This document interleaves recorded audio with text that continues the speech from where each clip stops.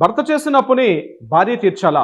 ముఖ్యంగా గ్రామీణ ప్రాంతాల్లో, కొన్ని పట్టణ ప్రాంతాల్లో భర్త అప్పులు చేసి ఏదో అర్ధాంతరంగా చనిపోయినా, లేకపోతే ఇతరత్రా పరిస్థితుల్లో అతను కనిపించకుండా పోతే, ఆ భార్య అప్పులు తీర్చాలని చెప్పి అప్పులు ఇచ్చిన వాళ్ళు కావచ్చు, లేక బ్యాంకర్స్ కావచ్చు, లేకపోతే ఫినాన్స్ సెగ్మెంట్స్ వాళ్ళు కావచ్చు, చాలా ఒత్తిడి గురి చేస్తుంటారు ఆ భార్య మీద. అయితే సూటిగా ఒక స్ట్రైట్ అవే ఆన్సర్ చెప్తాను.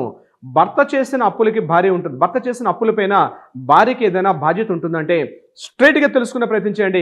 మీకు భర్త చేసే అప్పుల మీద మీకు ఎటువంటి బాధ్యత కూడా లేదు.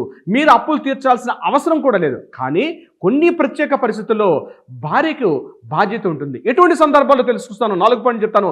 నెంబర్ 1 పాయింట్, మీరు కానీ కోప్లికెంట్గా ఉంటే, అంటే అతను తీసుకున్నటువంటి పర్సనల్ లోనైనా లేకపోతే బిజినెస్లోను ఇతరత్ర విషయాల్లో భార్య కోప్లికెంట్గా ఉంటే తప్పనిసరిగా మీకు ఎఫెక్ట్ అయ్యే అవకాశం ఉంటుంది. లేదా రెండో సందర్భం ఏంటంటే, మీరు ఎక్కడైనా సిగ్నేచర్స్ పెట్టి గ్యారెంటర్ సిగ్నేచర్స్ కానీ పెట్టారంటే అటువంటి సందర్భాల్లో ఉంటుంది.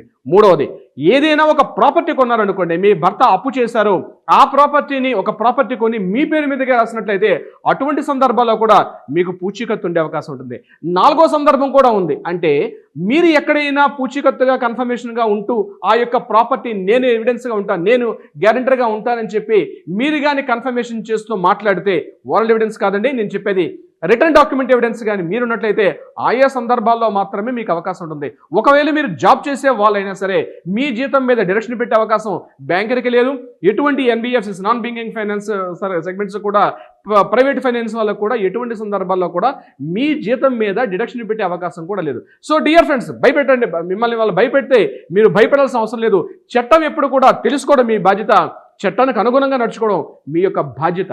గుర్తుపెట్టుకోండి, భర్త చేసిన అప్పుల మీద భార్యకి ఎటువంటి స్ట్రైట్గా చెప్పాలంటే ఎటువంటి పూచీకత్తు లేదు, ఎటువంటి బాధ్యత కూడా లేదు. ఈ వీడియో మీద మీ అభిప్రాయాన్ని కింద కామెంట్ బాక్స్లో తెలియచేయడం మర్చిపోదు. ఇటువంటి మరిన్ని లీగల్ సలహా సంప్రదింపులకి ఈ పేజ్ని ఫాలో అయిపోండి. మీకు ఏదైనా సలహా సంప్రదింపులు కావాలంటే కింద స్క్రోల్ అవుతుంది, నెంబర్ని కాంటాక్ట్ చేయండి. మా లీగల్ టీం మీకు అప్రోచ్ అవుతారు. Ravindranath, high court advocate, Telangana. జై హింద్.